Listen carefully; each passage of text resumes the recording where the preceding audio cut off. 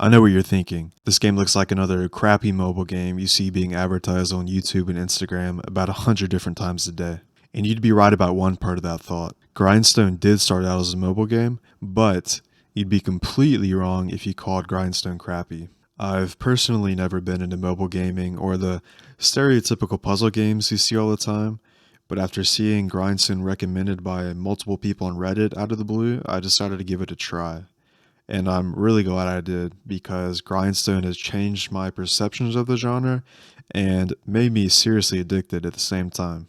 Grindstone is able to take the simple concept of a color matching puzzle game and flesh it out into something truly unique and engaging.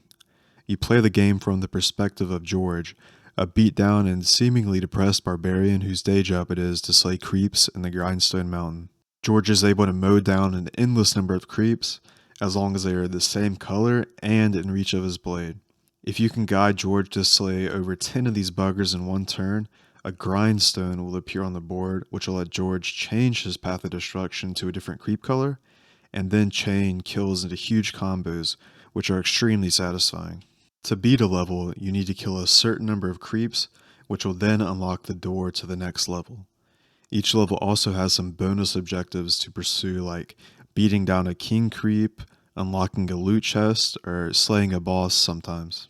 As you and old George are grinding away on creeps and levels, you'll find recipes and blueprints that'll let you craft new weapons, potions, outfits, and special food. Each of these will aid you in your journey, and for some of the harder levels, you'll really need to make sure you have the right loadout equipped. As you progress up the mountain, you'll find obstacles that block parts of the battlefield, and find special enemies that will attack George.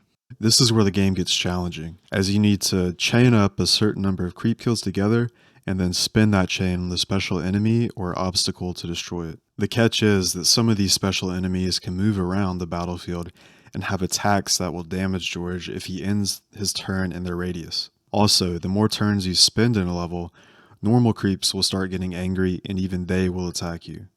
Our man George only has 3 hearts, so you've got to be very careful and think about where you want to end your turn.